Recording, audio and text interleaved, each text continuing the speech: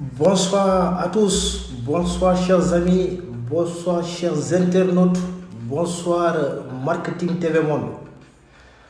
Je passe à tout le monde mes sincères salutations, je vous transmets mes respects, mes respects aussi à Abdoulaye Babasek, qui, je suis très bien placé pour le savoir, qui est en train de faire un boulot extraordinaire. Nous ne saurons te remercier assez, Abdoulaye Babasek. Donc, je prie pour toi, je prie pour toi. Parce que le travail que tu as fait est un travail noble, très noble même. Donc, je profite encore de cette occasion pour te remercier et pour prier beaucoup pour toi. Alors, Laye Babasek, qui est aussi le logisticien de Marketing TV Monde. Donc, j'attends le feu vert de l'Abdoulaye Babasek. Je pense que la régie, je pense qu'on peut y aller. Bonsoir à tout le monde. Bonsoir à Khalifa Diaby, notre champion, qui sera là samedi prochain pour le marketing. Bonsoir à M. Babalikan, big up mon ami. Bonsoir à Yoro Chimerwad, notre comptable national. Il sera là aussi demain pour la comptabilité. Bonsoir Mamadou Demba Kamara, Ndeye Fatou Sall, bonsoir à Nene Diouf, Daouda Diouf, bonsoir, Nielan Faye, Mambougou Massohna, Khadijatou Dieng, Ndeye Rama Ndiaye. Bonsoir à notre honorable professeur Mohamedou Moujtaba Kane. Mes respects aussi professeur, mes respects. Tes lives sont top quoi, tes lives sont top, franchement on aime beaucoup. Donc bonsoir à Astounian, Dylan, Kadempel, Ali Diouf, bonsoir, Daouda Ndiaye, bonsoir à Aminata Sané, Batan Pavillon, Libérien, Abdoulaye Li, Laye Maman, bonsoir, bonsoir professeur Oumar Diong depuis Thiès. Amadou Dial, bonsoir. Arona Ndao, Mara, bonsoir à tout le monde. Bonsoir à tout le monde. Papa Ababakar Ndiaye, bonsoir. Oui, nous ne saurons remercier assez Abdoulaye Babasek. Bonsoir à Daouda Semben, Ndeye Touré, Racine, bonsoir à toi aussi. Alors, juste préciser une chose. Je profite de l'occasion aussi pour remercier et pour encourager à tous les professeurs et professionnels qui interviennent dans la page Marketing TV Monde. Vous êtes en train de faire un travail noble, très noble même. Donc, je vous remercie encore une fois de plus. Mais je pense que tout le mérite revient à Abdoulaye Babasek et au professeur Moujtaba Kane. Alors, ce soir, n'oubliez pas aussi de partager la page. Parce qu'on est suivi d'un peu partout dans le monde, dans tous les continents. Donc n'oubliez pas de partager la page et d'aimer la page Marketing TV Monde. Je profite de l'occasion pour faire un big up à tous mes étudiants, anciens étudiants qui sont un peu partout dans le monde, Paris, Londres, Singapour, les Tunisiens, je ne vous oublie pas. Je vous passe aussi le bonsoir. Et bonsoir à toutes les autorités portuaires du port de Sidi Boussaïd, du port de Rades, sans oublier les autorités de l'aéroport international Tunis-Carthage. Les Marocains aussi, je ne vous oublie pas. D'accord, bonsoir à Sow, Pategnas, Moustapha Lou, Modoussis, bonsoir à tout le monde. Alors nous allons essayer de caler le débat sur 45 minutes. Donc ce soir, nous allons parler des choix stratégiques en logistique, bien sûr. Alors, je n'oublie pas aussi mes collègues professeurs dans la spécialisation transport et logistique. Donc, bonsoir à M. Mohamedou Lamine Sano. Hier, on a été très bien servi avec la supply chain, c'était du top. Les étudiants ont apprécié, on a beaucoup apprécié aussi, merci professeur. En début de semaine, M. Ibrahim Ndiaye sera là pour nous parler des transports routiers internationaux. Sans doute aussi, Cheikh Tidiane Diakhaté aussi sera là pour apporter aussi, pour jouer aussi sa partition bien sûr. Alors, nous allons parler aujourd'hui des choix stratégiques en logistique. Big up à toi, Bissabakan, big up à toi. Bonsoir, Amadou Diallo. Ndeye, bonsoir à toi aussi. Alors, nous allons parler ce soir des choix stratégiques en logistique. Donc, nous allons calquer le débat sur 20-25 minutes. Après, nous allons échanger. Parce que aussi, n'oublions pas aussi que Marketing TV Monde est une télévision professionnelle, internationale. Donc, les retours, on les attend toujours. Hein. Les suggestions, les critiques sont toujours les bienvenus parce qu'on est tous là pour essayer de bien faire, bien sûr. Et comme je le dis souvent, la perfection n'existe pas. Mais il faudra toujours travailler pour. Alors, donc, bonsoir à tout le monde. Alors, on va y aller. Alors, le thème d'aujourd'hui parle des choix stratégiques en logistique. Alors, ce thème est intéressant. Pourquoi? Comme vous le savez, hein, on en a discuté dans les lives passés il y a environ 2 à 3 semaines. On avait cerné la notion de logistique. Hier, le professeur Sano est venu sur la supply chain. Il a bien expliqué le passage de la logistique traditionnelle à la supply chain avec une logistique digitalisée, etc., etc. Alors, vous savez tous que la logistique, c'est un ensemble de maillons. Entre autres maillons, nous avons les approvisionnements, les stocks, le transport, la douane, les assurances, les manutentions, etc., etc. Alors, ce qu'il faut savoir, c'est que à chaque étape, du moins dans chaque maillon, le logisticien doit faire des choix appropriés. Dans un premier temps, nous allons procéder à l'identification des options possibles. Et après, nous allons voir maintenant la prise de décision. Maintenant, dans cette prise de décision, on va en profiter pour faire une présentation brève des 5 modes de transport classiques, bien sûr, en parlant de leurs caractéristiques techniques, de leurs avantages, de leurs inconvénients, mais aussi de ce qu'on appelle la multimodalité des transports, bien sûr. D'accord? Alors, donc, bonsoir à tous qui viennent de nous rejoindre. Bonsoir à Kodouba, Madame Dramé. Bisous à toi et merci pour le soutien. Bonsoir à Rokhaya Faye, Papis Dianko. Bonsoir à tout le monde. Alors, on va y aller. Alors, ce qu'il faut savoir déjà, c'est que la réussite des opérations en logistique repose essentiellement sur l'aptitude à prendre des décisions stratégiques. Parce qu'il ne faut pas qu'on oublie une chose. On avait dit que la logistique consiste à apporter ce qu'il faut là où il faut et quand il faut. La logistique, c'est tout un ensemble de dispositions prises depuis l'approvisionnement en matières premières jusqu'à la mise à disposition de la marchandise au client final, en passant par les étapes que vous connaissez. Alors, ces choix-là que le logisticien devra faire, c'est juste optimiser les coûts.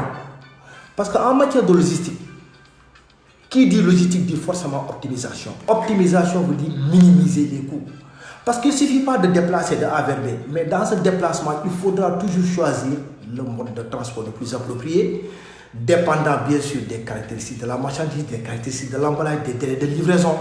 Donc, le logisticien doit toujours tenir compte des coûts, délais, qualité, environnement, mais aussi sans oublier aussi la sécurité, bien sûr. Alors, pour ce qui concerne la prise de décision, juste pour quelques exemples, parce que je ne serai pas long dans certains détails. Pourquoi? Parce que dans chacun des maillons de la chaîne, live fera l'objet d'une étude bien approfondie.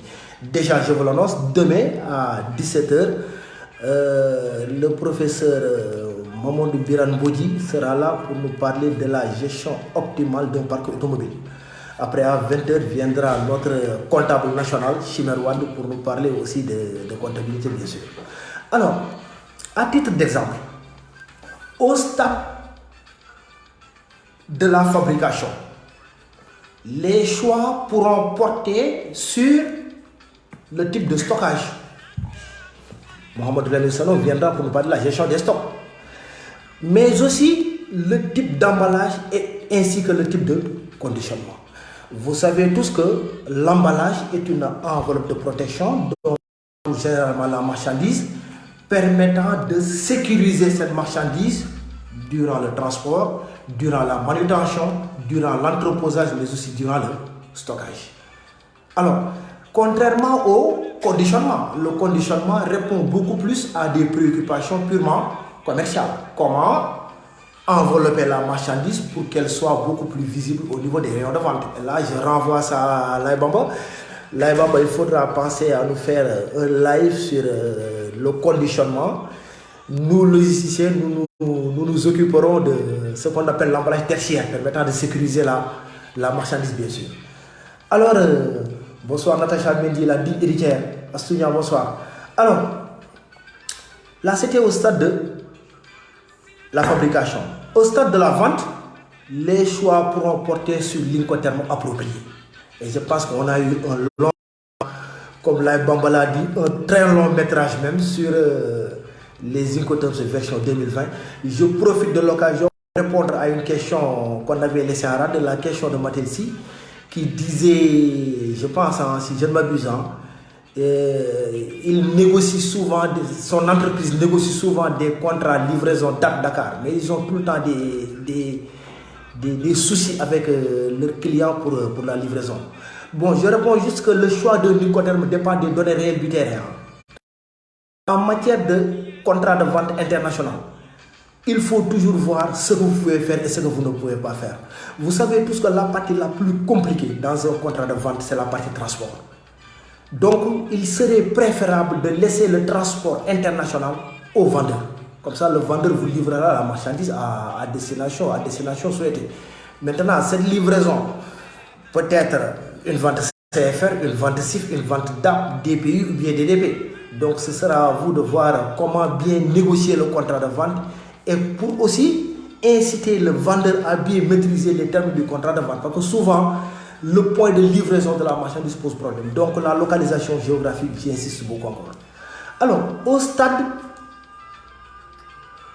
du transport, vous savez que le choix ou bien les choix porteront sur le mode de transport à utiliser. Aussi bien pour le préacheminement, le transport principal que le post-acheminement. Mais nous reviendrons après sur l'étude portant sur les 5 modes de transport avec leurs caractéristiques techniques, bien sûr. Alors, sans oublier aussi les intermédiaires qu'il faudra associer dans l'opération. Entre autres intermédiaires, nous avons les manutentionnaires, ceux qui s'occupent des opérations de chargement, de déchargement, d'approche et de mise à quai. Nous n'oublions pas aussi les assureurs. Ainsi que dans l'expédition d'une marchandise, il faudra toujours, il faudra toujours mettre l'accent sur l'assurance parce que l'assurance est extrêmement importante. Elle est censée couvrir les risques qui peuvent survenir, les risques de vol, de perte, de détérioration de la marchandise. Maintenant, quel type d'assurance faudra choisir? Est-ce une assurance police FAP sauf, franc d'avarie particulière, ou bien est-ce une assurance garantie pour risque? Quel type de police il faudra choisir? Est-ce qu'une police au voyage, une police à alimenter, une police d'abonnement ou bien une police tiers chargée, bien sûr. J'oublie pas aussi dans les intermédiaires assurés dans l'opération, les opérateurs de transport multimodaux, qu'on appelle multimodal transport operator. J'oublie pas aussi les commissionnaires agréés en douane qu'on appelle souvent transitaires, qui sont censés effectuer la déclaration en détail des marchandises sans aucune erreur au niveau de la douane, bien sûr. Donc, en matière de logistique, les choix dépendent de pas mal de paramètres. Mais ce qu'il faut retenir, la réussite des opérations en logistique repose essentiellement sur l'aptitude à prendre des décisions stratégiques. Ces décisions-là, le logisticien devra le prendre en tenant compte des coûts, en tenant compte des délais, en tenant compte de la qualité de la marchandise, mais aussi en tenant compte de l'environnement tout en sécurisant l'opération, bien sûr. Alors, maintenant, pour ce qui concerne la prise de décision, il faut savoir que en matière de logistique, le transport joue un rôle fondamental. On dit même que c'est le transport qui permet d'assurer la gestion des flux physiques. C'est un transporteur qui devra chercher la matière première. Acheminement de la matière première pour l'amener au lieu de production. Après production, c'est un transporteur qui devra prendre le produit fini ou semi-fini pour le livrer au lieu d'emballage. Après emballage, c'est un transporteur qui va le déplacer dans un port pour ensuite l'expédier sur l'international. Arrivé à destination aussi, c'est un transporteur qui devra le livrer au lieu de destination finale. Chez un grossiste, un transporteur peut le reprendre pour le livrer à un demi-grossiste.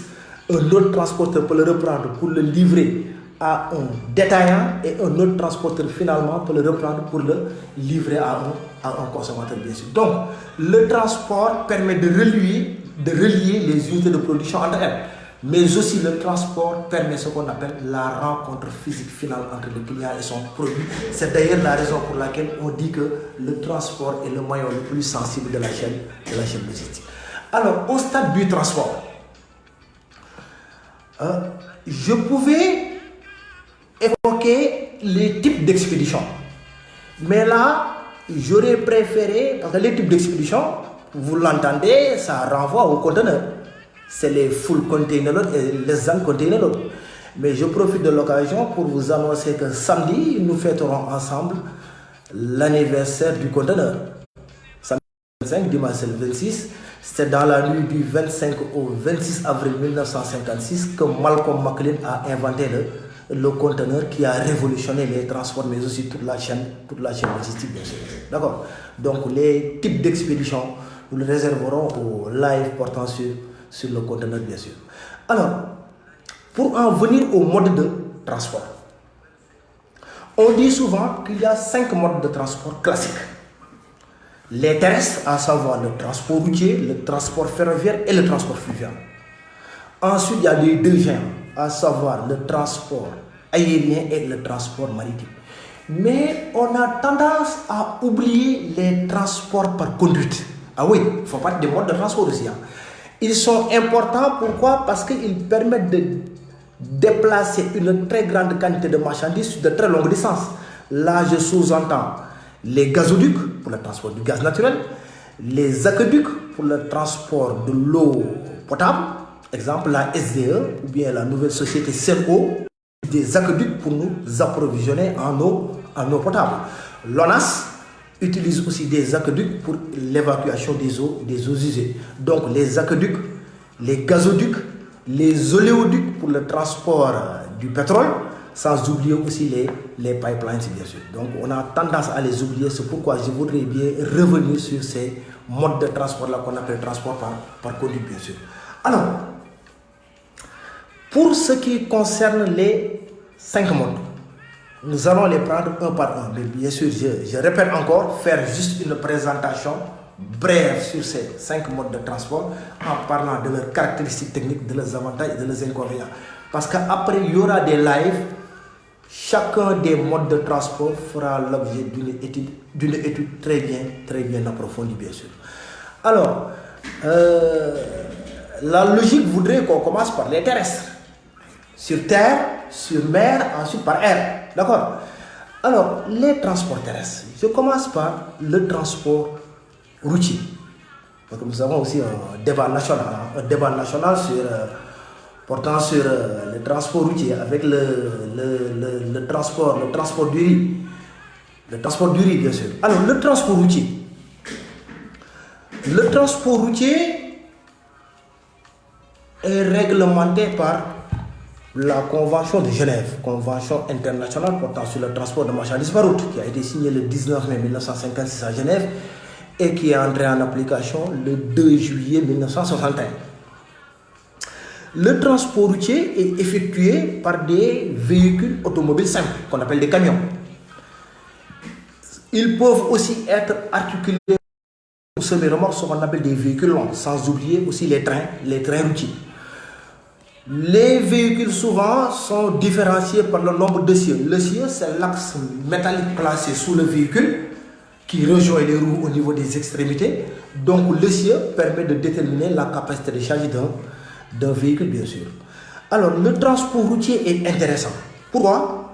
Parce que c'est le seul mode de transport qui est capable de réaliser ce qu'on appelle le service du porte à porte sans rupture de charge, avec des délais relativement courts et brefs. Donc seul le transport routier peut le faire. D'accord? Donc je répète, c'est le seul mode de transport capable de réaliser le service du porte à porte sans rupture de charge, avec des délais relativement courts et brefs, bien sûr. Le transport routier est aussi caractérisé par sa souplesse, sa rapidité, mais là je mettrai des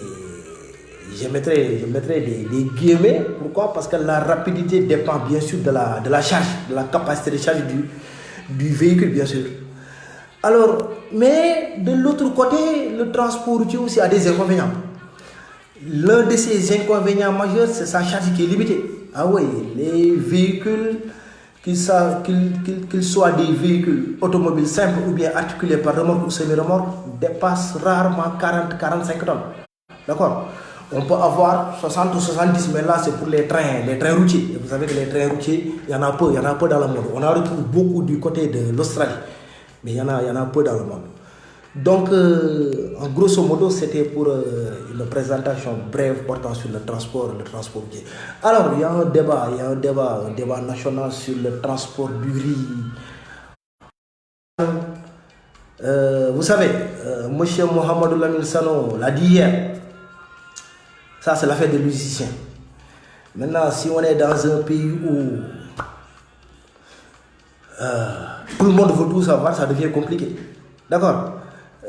Vous savez, l'approvisionnement en riz depuis l'Asie du Sud-Est, que ce soit en Inde, Pakistan, Chine, pour l'amener au Sénégal, ça c'est pas compliqué. Le décharger au port de Dakar, mettre ça sur des camions pour l'acheminer à l'intérieur du pays, c'est pas un problème. Le problème c'est comment livrer ce produit-là pour qu'il soit accessible aux personnes qui sont censées l'utiliser. D'accord? Pour le déplacement du riz, on parle de 145 000 tonnes. Un véhicule automobile prend les camions en moyenne, je fais juste une moyenne, 40 tonnes. Si vous prenez 145, vous le divisez par 40, vous tombez, si je ne me trompe pas, sur 3400, 3500 camions. D'accord? Vous allez me dire que 3500 camions, c'est beaucoup. Mais vous le divisez par 2, chaque camion a 2 rotations. Pour ce qui concerne la région de Dakar, le problème est déjà réglé. Parce que d'après les infos, on a dit que c'est l'armée qui va s'en occuper. Donc, il y a 45 départements. Il faudra sortir les départements de Dakar et ensuite pouvoir livrer le reste. D'accord? Le reste, c'est juste un calcul, des calculs logistiques. Hein. Ces camions-là consomment en moyenne 6,6 litres de carburant par 100 km. Donc, avec un jeu d'enfant, un camion qui doit partir à Kidira, 644 km, un camion qui doit partir à Bakel, 681 km, un camion qui doit partir à Matam, 693 km. Là, ce sont les destinations les plus lointaines. Donc là, je pense que on doit commencer par les destinations les plus lointaines. Maintenant, les destinations les plus proches, là, les camions pourront faire des rotations. Pour déplacer le riz de Dakar à Thiès, ça fait 70 km. Un camion peut faire 4 rotations en l'espace de 24 heures, max 48 heures. Le problème, il est réglé. Donc, encore, ça, c'est une affaire de logisticiens. D'accord? Donc, dans ce pays-là, il faut qu'on commence à devenir sérieux, quoi. Devenir sérieux et devenir aussi professionnel.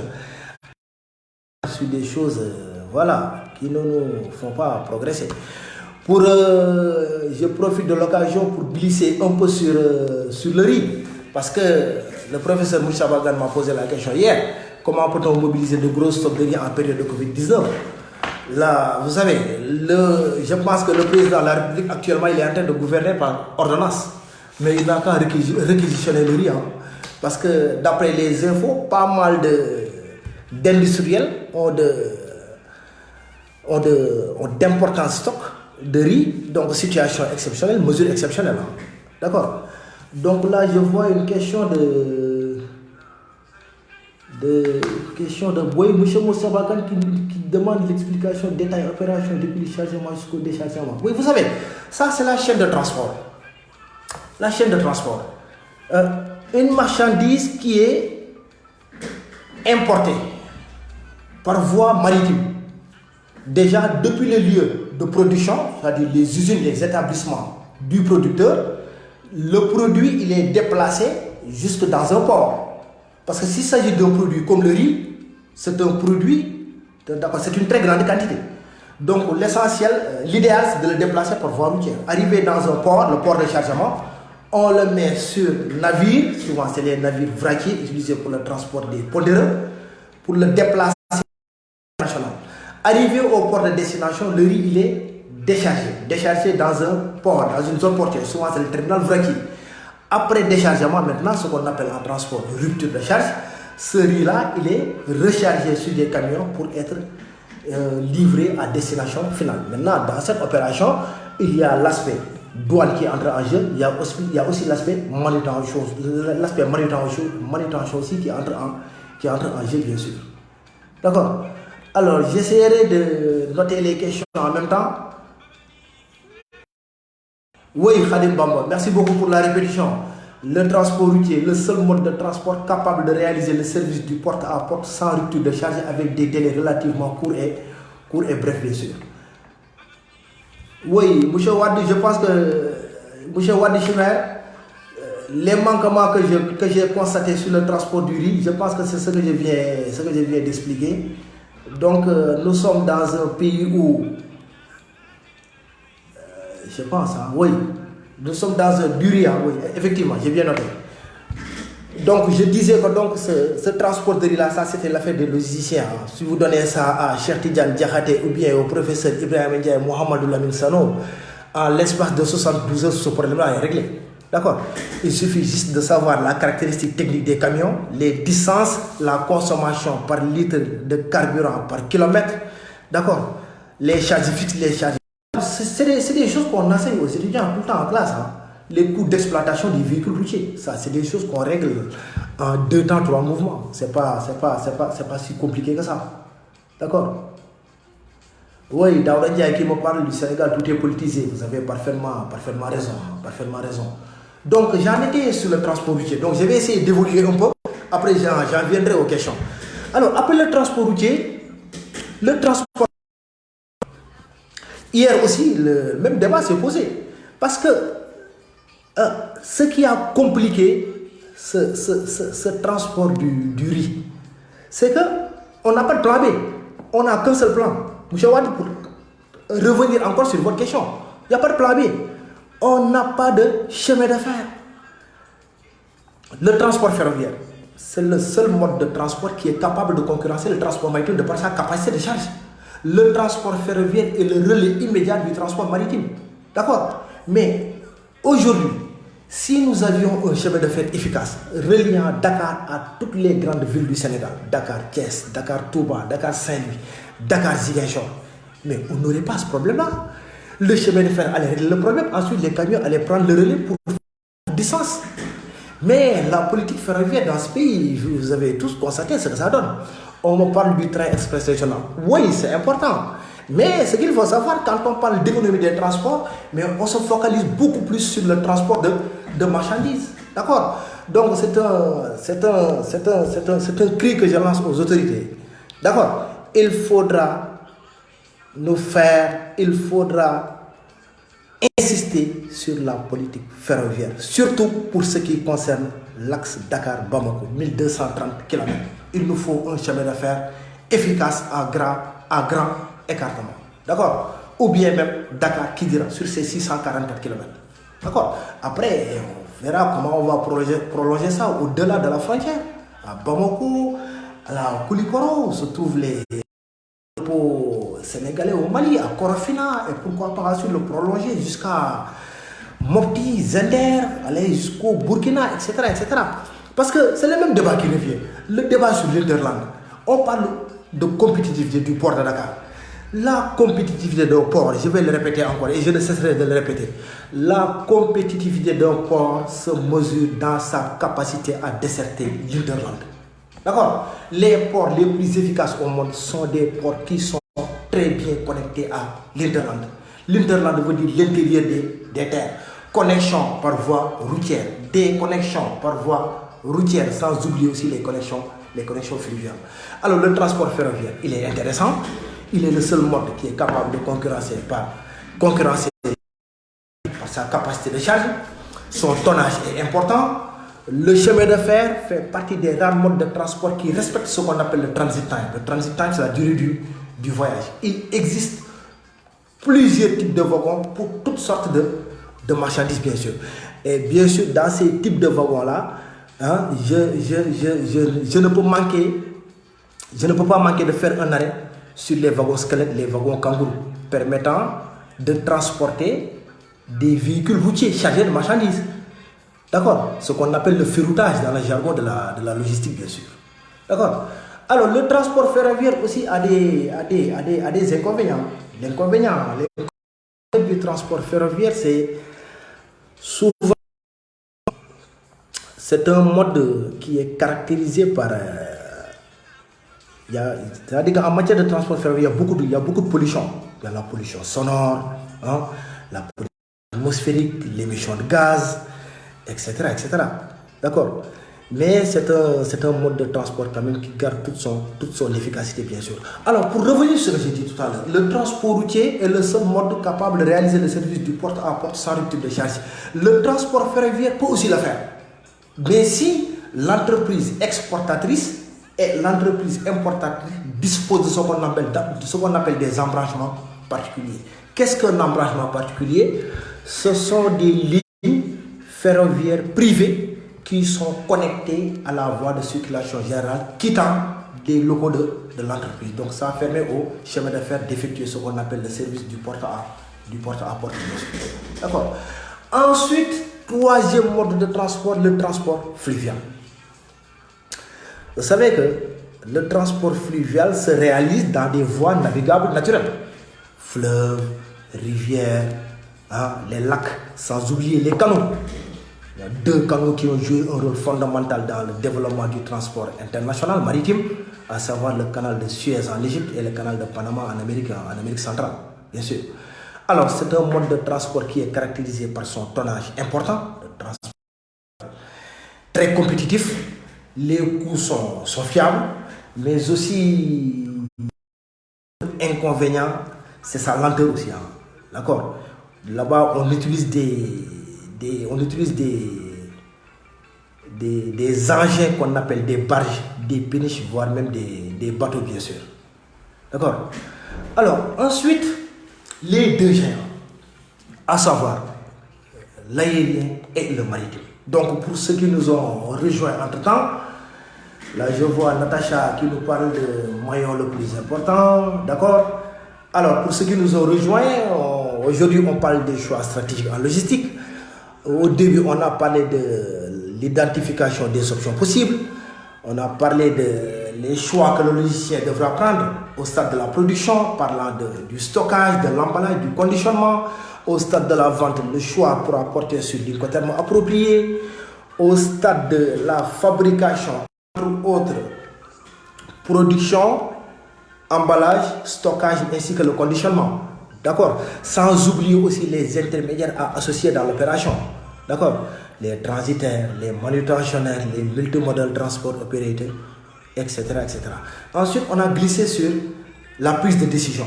D'accord? On a vu que en matière de logistique, pour déplacer une marchandise, souvent, il faudra recourir à trois phases du transport, ce qu'on appelle le pré-acheminement, le transport principal et le post-acheminement.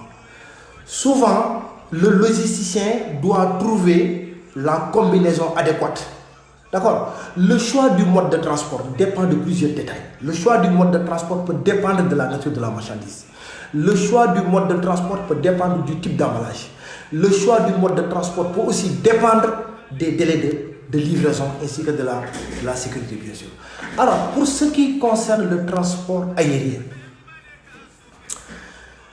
déjà, le transport aérien est réglementé sur le plan international par la Convention de Varsovie qui a été signée le 12 octobre 1929 pour une entrée en vigueur le 13 février 1933. Mais vous savez que cette convention a été plusieurs fois modifiée. Pourquoi? Parce que entre 1929 et 2020, le transport aérien a beaucoup évolué.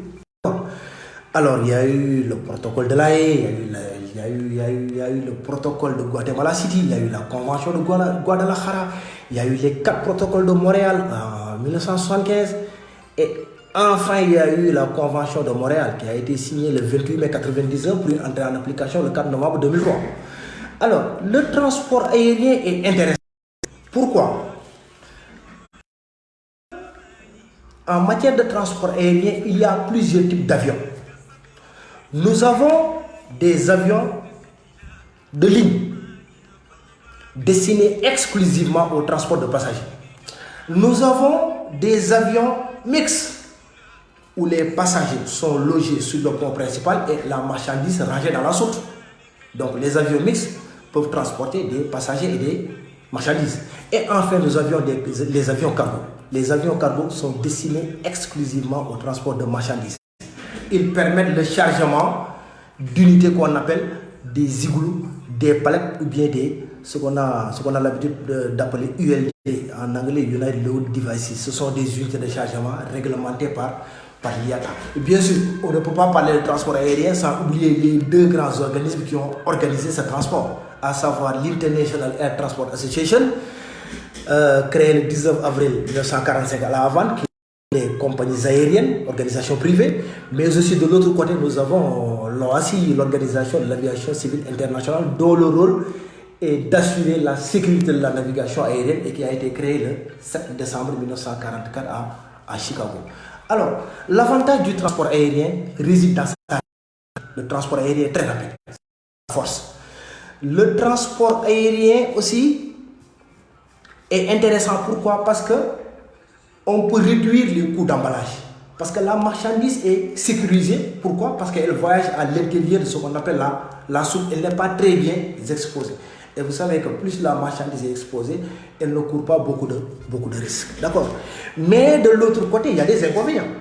L'inconvénient majeur du transport aérien, c'est sa capacité de charge très limitée. Extrêmement limitée même. Et ça, c'est son inconvénient majeur. Parce que le plus gros avion civil au monde, l'Airbus A380, ne peut prendre que 150 tonnes. Ça, bien sûr, sa version cargo, la 380-800 freighters, ne peut prendre que 150 tonnes de fret. D'accord? Si je sors du domaine commercial, j'entre dans le domaine militaire, l'avion que les soviétiques avaient fabriqué dans les années 90, l'Antonov AN-225, qui est le plus gros au monde, ne peut prendre que 250 tonnes de matériel ou bien de marchandises. Donc vous voyez que donc, la charge est très, très limitée. Et cette charge très limitée-là n'est pas intéressante pour le transport aérien. De plus, le fret aérien est extrêmement cher, le prix du transport. Ce qui explique que le transport aérien n'est pas intéressant pour les marchandises qui ont une faible valeur ajoutée, bien sûr. Autre chose, toutes les marchandises ne peuvent pas être déplacées par voie aérienne. D'accord? Il y a des marchandises qui sont exclues du transport aérien de par la sensibilité de ce mode de transport, bien sûr. Alors, c'est juste ça, c'est juste une prise de décision concernant les 5 modes de transport. Mais vous savez très bien que le débat sur l'aérien et le débat sur le maritime peut prendre des heures et des heures. Et Abdoulaye Bambasek, notre cher Abdoulaye Bambasek, m'a interdit de faire des longs métrages. Donc je vais m'en limiter à ça. Oui, je vais revenir sur vos questions après. Je vais revenir sur les questions. D'accord? Je voudrais juste qu'on reste dans le débat et après on peut débattre, bien sûr. Alors, enfin, le transport maritime. Le transport maritime, oui, je vois certains qui commencent à s'activer. Je sais. Le transport maritime, ou bien je ne parle pas du maritime. Vous préférez que je parle du maritime? D'accord, on y va. Oui, merci beaucoup Ibou Faye. Les avions convertibles, les avions combi, bien sûr. Excellent. Merci beaucoup, professeur Diaby. Alors, le transport maritime. Je promets de ne pas aller très loin. Le transport maritime est réglementé par 2 conventions diamétralement opposées. Il y a une 3e convention. Mais nous aurons peut-être l'occasion de faire un live sur l'étude du droit maritime international. La première convention dans le domaine des transports maritimes, c'est la convention ou son nom complet, la Convention pour l'unification de certaines règles en matière d'établissement de connaissement. Signé le 25 août 1924, entré en vigueur le 2 juin 1931. D'accord? De l'autre côté, nous avons la Convention des Nations Unies sur le transport international de marchandises par mer, qu'on appelle Convention de Hambourg, qui a été signée le 31 mars 1978, qui a été ratifiée par le Sénégal le 17 mars 1986 et qui est entrée en vigueur le 1er novembre 1992.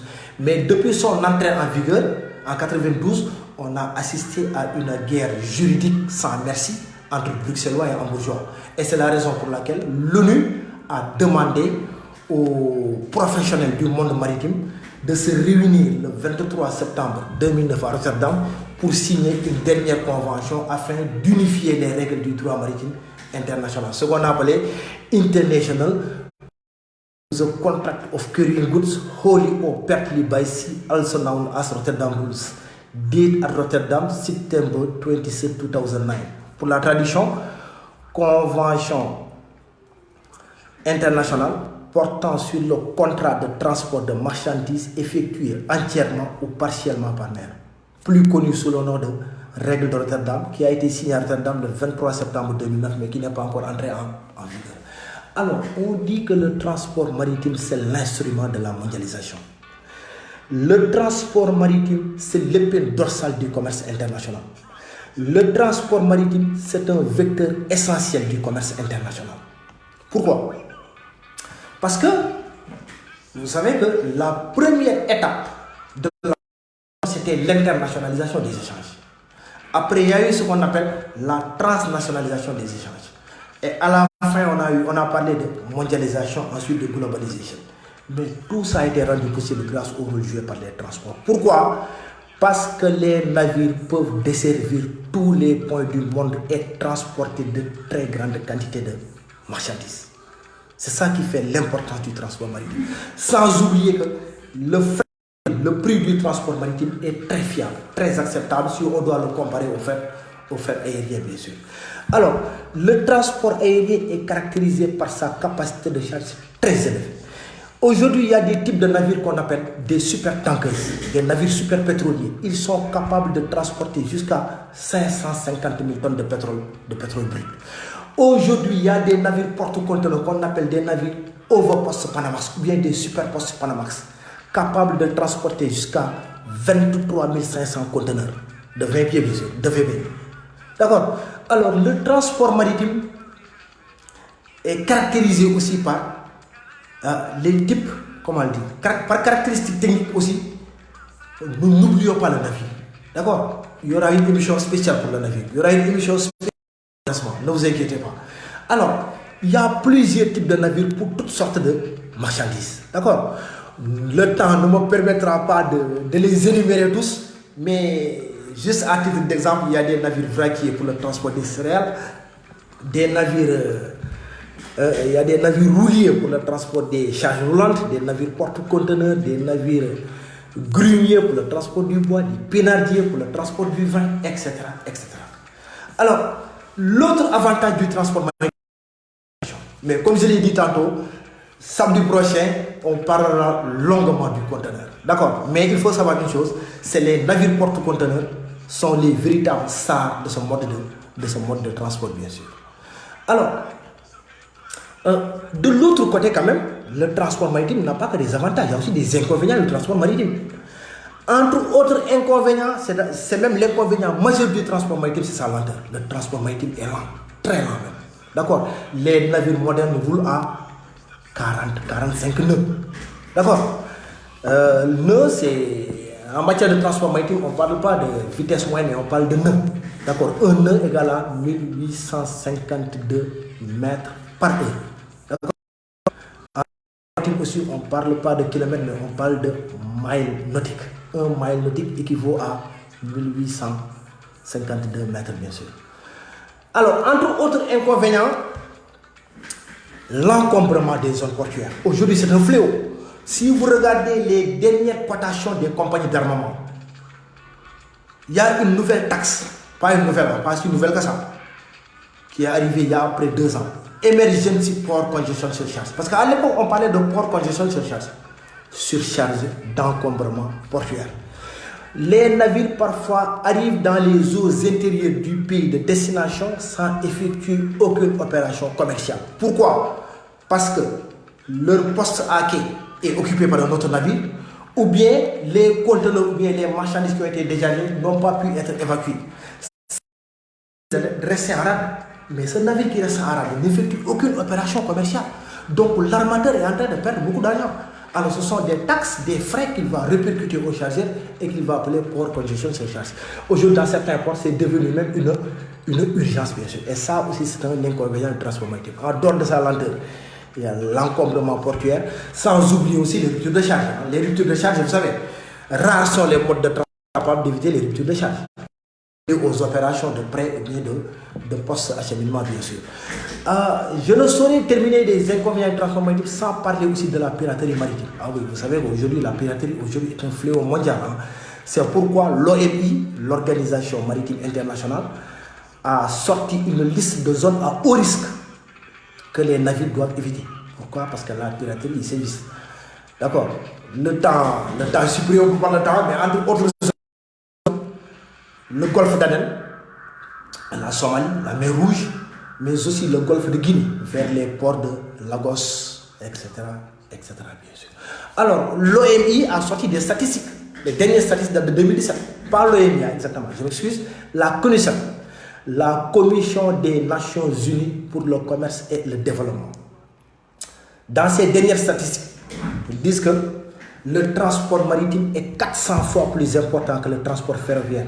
Le transport maritime est 400 fois plus important que le transport aérien, mais 4 fois plus important que le transport ferroviaire. D'accord? En termes de statistiques, en 2017, on a pu recenser 89 464 navires de commerce qui représentent la flotte mondiale. Ces navires ont transporté près de 10 milliards de tonnes de marchandises et représentant en valeur 1600 milliards d'euros. D'accord? Et donc, le transport maritime occupe 90% du commerce international. Alors, donc là, c'était une présentation brève portant sur les modes de transport, parlant un peu de leurs caractéristiques techniques, de leurs avantages et de leurs inconvénients. Ce qu'il faut savoir en termes de choix de mode de transport. Le logisticien ne doit pas faire des choix isolés, c'est-à-dire les uns après les autres. Non, il doit faire global. D'accord? Quand vous produisez un bien, vous allez tenir compte de l'emballage qu'il faudra utiliser. D'accord? Quand vous faites l'emballage aussi, il faudra tenir compte du mode de transport que vous devrez utiliser. Et même ça, la CCI le précise. La CCI dit, pour revenir sur les Incoterms, l'acheteur doit préciser au vendeur le mode de transport qu'il désire utiliser au moment de la conclusion du contrat de vente pour que le vendeur puisse tenir compte de la confection de l'emballage, bien sûr. D'accord? Donc, aucune solution n'est parfaite. D'accord? Elle convient seulement. Mais le logisticien devra tenir compte de toute la chaîne quand il doit faire des choix. Parce que là, c'est l'optimisation. Il faudra toujours optimiser. Donc, il faudra tenir compte de ces Monsieur Sano, oui, c'est notre question. Monsieur Sano qui demande quelle est la différence entre le droit maritime et le droit de la mer. D'accord, professeur Sano, c'est bien noté. Bonsoir à toutes les personnes qui nous suivent. N'oubliez pas de partager la page. Pour les personnes qui veulent nous suivre aussi, bonsoir. Et c'est une ligne Khadim Bamba Faye, bonsoir. Merci beaucoup, merci à tout le monde. Oui, la piraterie maritime. Merci beaucoup. Les navires en taxe payent des taxes de zone. Sylvanus, d'accord, là je suis en train de voir les questions, juste les questions. D'accord. Big up à tout le monde aussi, d'accord, ça fait plaisir à tout le monde, mais juste les questions. Oui, Fallou Djoufi, merci beaucoup pour les conventions.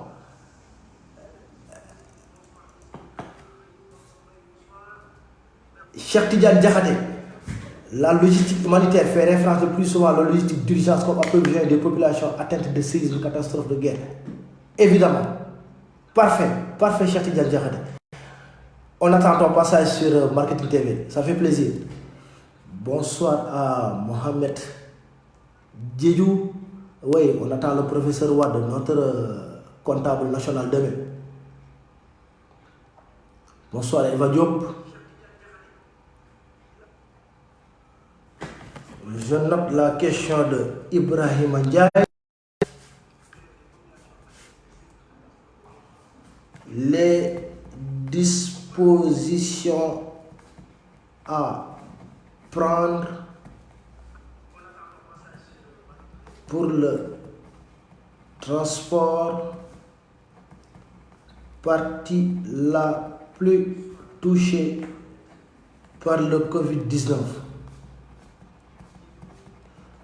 D'accord?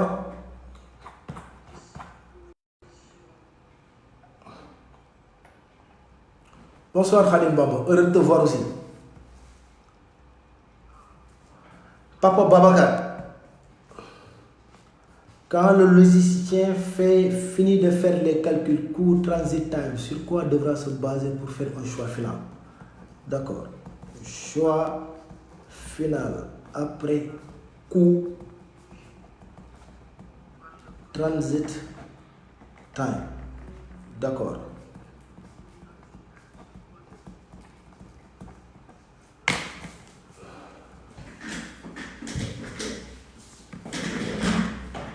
Fallou Djoufi, d'accord? Est-ce qu'il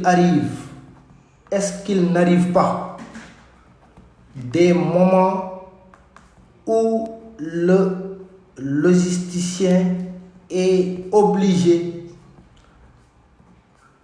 de choisir à la fois plusieurs modes de transport? D'accord? Ensuite, il y a transport multimodal. D'accord?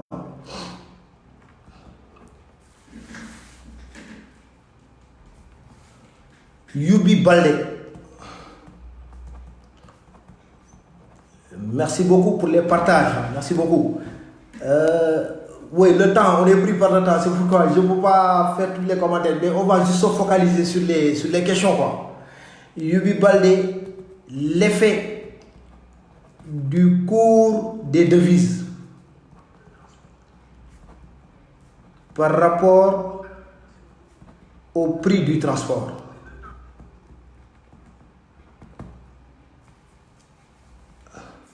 Mamadou Demba Kamara, solution pour relancer le transport maritime.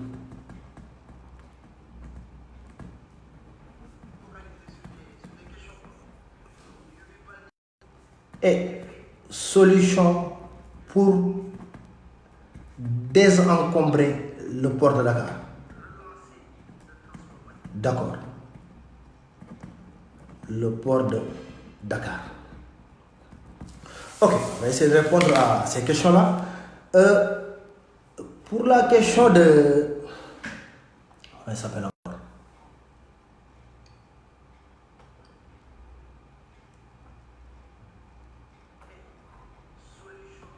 J'ai oublié de noter la personne qui avait posé la question. Les dispositions à prendre pour le transport, partie la plus touchée par le Covid-19. Oui, mais vous savez, hier même le professeur Sano en a parlé, en a beaucoup parlé même. Le transport est une variable importante dans cette lutte contre le Covid-19. Vous avez tous vu, vous avez tous constaté que le transport aérien international a joué un rôle extraordinaire dans le déplacement des vivres, dans le déplacement des masques, tout ça, dans cette logistique humanitaire, dans une logistique sanitaire, dans cette logistique d'urgence. D'accord? Alors, la partie la plus touchée par le Covid, bon, mon cher ami, le Covid-19 n'a épargné personne, hein? D'accord? Mais le rôle fondamental joué par le transport dans ce Covid-19, mais ça c'est incontestable, bien sûr, c'est incontestable. Donc, il faudra prendre les dispositions nécessaires après. Parce que je ne parle même pas de transport, mais c'est l'économie mondiale même qui s'est effondrée avec le Covid-19. D'accord? Donc, je pense que tous les États prendront les dispositions nécessaires pour lancer leur économie et même leur partie transport, bien sûr. D'accord? Je vais terminer avec la question du doyen, doyen Mohamed Lamine Sano. Mes respects, professeur. Mes respects. Ensuite, la question de Papa Babacar. Quel choix final faudra-t-il faire après avoir réglé les coûts, transit time? Babacar, je te réponds sécurité. D'accord? Parce que le choix de mode de transport dépend de la nature de la marchandise. Vous avez parlé de transit time, des délais de livraison. Oui, c'est important aussi. Mais ça dépend aussi de la nature de la marchandise. Alors, là, charge aussi. Pourquoi? Parce que, comme vous le savez, le transport maritime est inégalable en matière de capacité de charge. D'accord? Maintenant, vous êtes pris par des délais et la marchandise à transporter est en très grande quantité. Donc là, c'est un véritable casse-tête qu'il faudra solutionner. D'accord? Donc, en dehors du coût, en dehors du transit time, mais aussi il y a la sécurité et aussi ne pas oublier aussi l'environnement. D'accord? Il y a des risques environnementaux, bien sûr. Merci Fallou.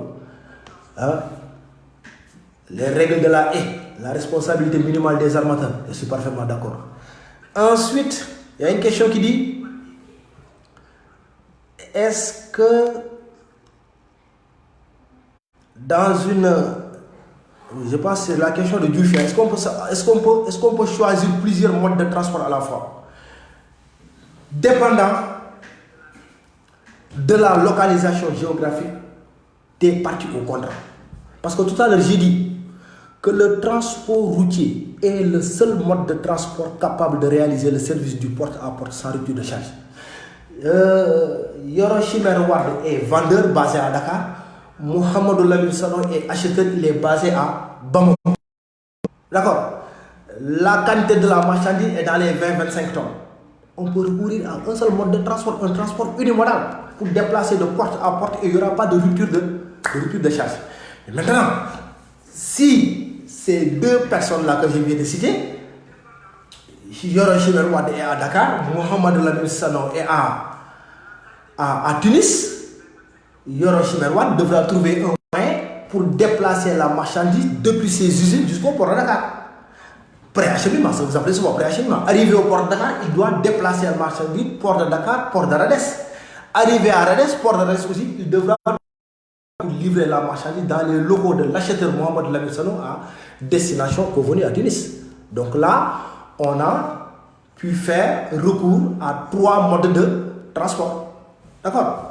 Maintenant, le choix du mode de transport, comme je l'ai dit tantôt, dépend de la nature de la marchandise, la nature de l'emballage, du délai de livraison, de la sécurité, de l'environnement, etc., etc. Et dans ces 3 modes de transport-là, on parle de transport multimodal international. Le transport est dit multimodal lorsqu'il implique au moins 2 modes de transport. International lorsqu'il concerne au moins 2 États.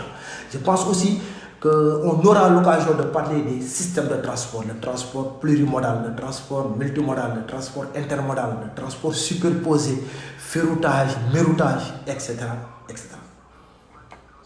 Baldé demande l'effet des coûts de devise par rapport au prix du transport. Ben oui, en consultant les cotations des armateurs, mais pratiquement tous les frais.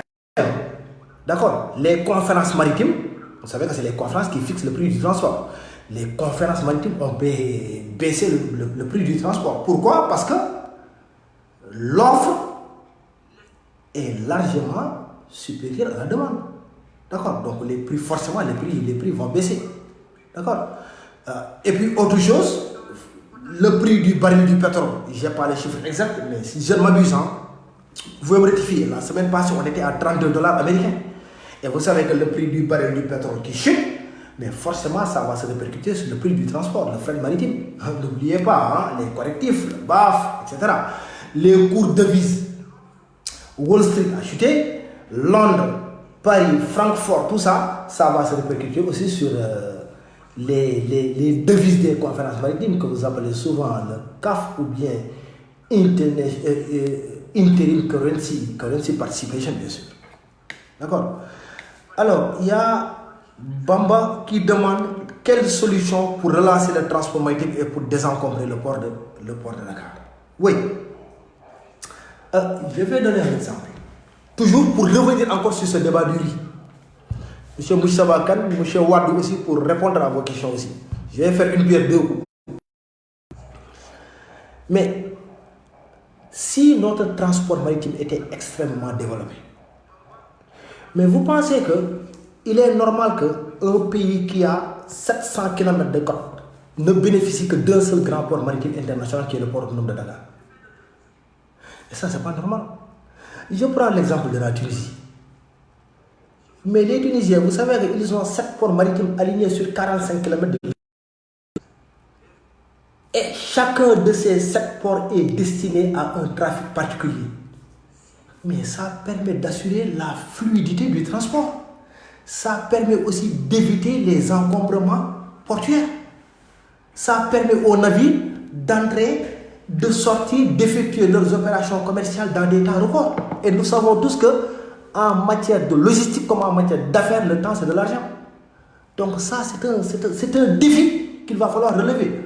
On me parle du nouveau port de Ndayane. Extraordinaire.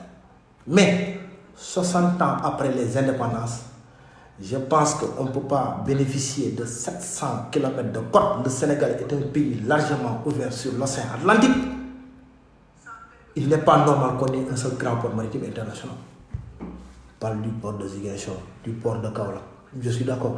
Mais c'est des ports aujourd'hui qui devraient être dragués, capables de recevoir les navires de dernière génération. D'accord. Dans ce transport du riz-là, si on avait ce dispositif logistique portuaire maritime, mais c'est des navires qui devaient acheminer le riz. Exemple, à titre d'exemple, les Casamançais, on pouvait les approvisionner en passant par le port de Ziguinchor. Le navire quitte Dakar, le port de Dakar, a pu amener ses sacs de riz jusqu'à Ziguinchor. Arrivé à Ziguinchor, maintenant à partir du port de Ziguinchor, on va éclater toute cette zone-là, passant par Kédougou, du moins Kolda, Ziguinchor, toute la région du sud, les livrets. Un navire pouvait quitter Dakar, aller accoster au port de Kaolack, voire même ces deux démembrements, à savoir l'Indian et Dioran. Et à partir de là, on peut éclater le produit sur toute cette zone-là, le centre du pays, en quelque sorte le bassin arachidier. D'accord. On devait avoir un très grand port à Saint-Louis. Ce navire-là qui devrait quitter Dakar, acheminer le produit à Saint-Louis, là on peut approvisionner toute la région qui se trouve sur le fleuve. Saint-Louis, Podor, Dagana et même jusqu'à Matam. Bien sûr, si on avait un transport fluvial aussi efficace. Parce que le navire qui accoste à Saint-Louis, après ce sont des barges, des péniches qui devraient prendre le relais. Et je l'ai dit tantôt, le transport maritime comme le transport fluvial sont caractérisés par leur capacité de charge très élevée. Et c'est la raison pour laquelle d'ailleurs on parle de transport fluvio-maritime, bien sûr. Donc ce sont des choses qu'on devra développer. Pour éviter cet encombrement au niveau du port de Dakar, il faudra développer des ports secondaires. Je ne parle même pas de ports secondaires, il y en a des ports secondaires, mais créer de nouvelles zones portuaires permettant de diversifier les opérations de chargement. Chaque port doit être destiné à un trafic particulier. Dans les pays les plus développés, je ne parle pas du monde, je parle de l'Afrique, ils ont plusieurs ports et chaque port est destiné à un trafic particulier. C'est en Libye, le port de Tripoli, c'est un port pétrolier. D'accord. Il y a des ports gaziers, des ports destinés au trafic de conteneurs, des ports pour le vrac solide, etc. Des ports destinés aux produits halieutiques. D'accord. Et ça, c'est un défi que nos autorités doivent relever afin qu'on puisse parler d'émergence. Mais pour le moment, il faut qu'on arrête de parler du mot émergence dans ce pays. D'accord. Alors maintenant, pour en venir à la question du doyen, le doyen Mohamedou Lamine Sano. Oui, Le doyen demande une question, le doyen parfois il me balance des questions extrêmement costauds. Hein. La différence entre le droit maritime et le droit de la mer. Oui, je pense que je vais pas déborder avec la réponse à cette question. Le droit maritime, en matière de droit maritime, il y a deux branches. Il y a le droit des transports maritimes et il y a le droit de la mer. Il y a la partie privée et il y a la partie publique. Quand on dit droit des transports maritimes, là ce sont les relations entre les acteurs du transport maritime. Et là je sous-entends le chargeur et l'armateur. D'accord? Ils sont liés par un contrat et ce contrat-là est réglementé par les conventions internationales. D'accord? Ils ont un document qu'on appelle le connaissement. Mais par contre, ce que l'on aussi le droit de la mer, comme le professeur Sano l'a dit. Le droit de la mer, c'est les espaces maritimes. Là, on est dans le domaine public. Là, c'est l'affaire des Nations Unies. Il y a même une convention qu'on appelle CNUDM, Convention des Nations Unies sur le droit de la mer, qui a été signée en Jamaïque, à Montego Bay, le 10 décembre 1982. Cette convention portant sur le droit de la mer vient compartimenter les espaces maritimes en 6 zones. 6 zones maritimes. D'accord? C'est cette convention portant sur le droit de la mer qui dit où commence le territoire maritime d'un État et où est-ce qu'il doit s'arrêter. D'accord? Donc le droit de la mer a compartimenté les espaces maritimes en 6 zones. Entre autres 6 zones, nous avons les eaux intérieures. D'accord? Ensuite, nous avons ce qu'on appelle la mer territoriale. Après, nous avons la zone contiguë. Ensuite, nous avons le plateau continental. Ensuite, nous avons la zone économique exclusive. Et enfin, nous avons le droit de la haute mer. D'accord? Qu'on appelle le territoire maritime international. Donc, je répète, les eaux intérieures, du moins, c'est pas les eaux intérieures. Les eaux intérieures, oui, bien sûr. Après les eaux intérieures, nous avons le territoire maritime, ensuite la mer territoriale. Après la mer territoriale, nous avons le plateau continental, la zone contiguë, la zone économique exclusive et enfin la haute mer. La haute mer, ce qu'on appelle le territoire maritime international, c'est une zone de non-droit. Liberté de poser des pipelines, liberté de des îles artificielles, hein, liberté de poser des câbles, liberté d'installer des aqueducs, des conduites, etc., etc. Donc, pour résumer, professeur Salon, le droit de la mer, c'est le droit qui s'applique aux espaces maritimes. Donc, c'est une affaire publique. Il est régi par la Convention de Montego Bay qui a été signée le 10 décembre 1982. Donc, ça, c'est la partie. D'accord. De l'autre côté, maintenant, nous avons la partie privée qui réglemente les relations qu'il y a entre les armateurs et les chargeurs, bien sûr. Alors, je pense que on est à merci beaucoup, merci beaucoup, professeur Sam. C'est moi qui vous remercie. Merci, Papa Babacar Ndiaye. N'oubliez pas de partager la page. N'oubliez pas. Bonsoir à tout le monde. Je fais un big up à tout le monde.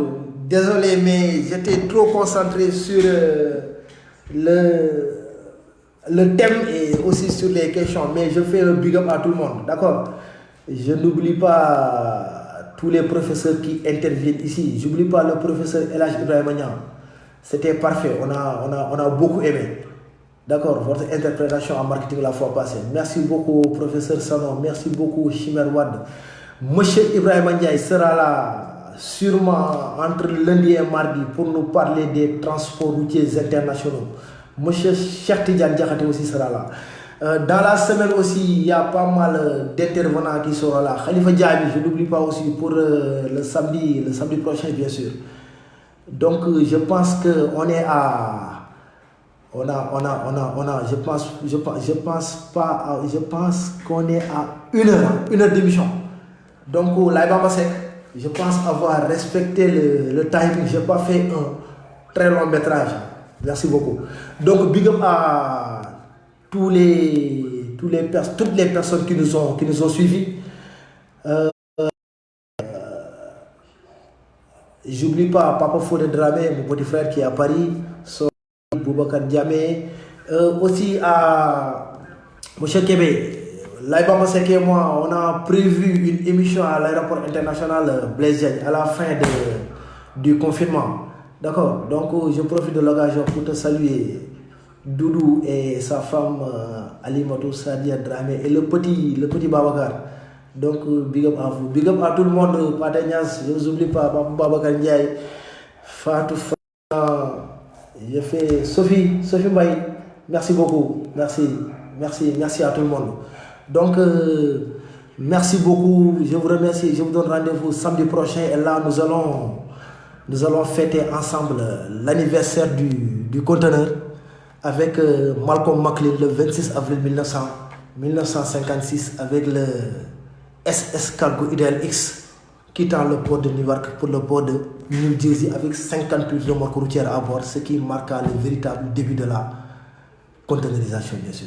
Donc, bonne soirée à tout le monde. Merci à tout le monde. Une excellente soirée. Bien à vous et bien des choses à vos familles. Merci beaucoup. Bonne soirée.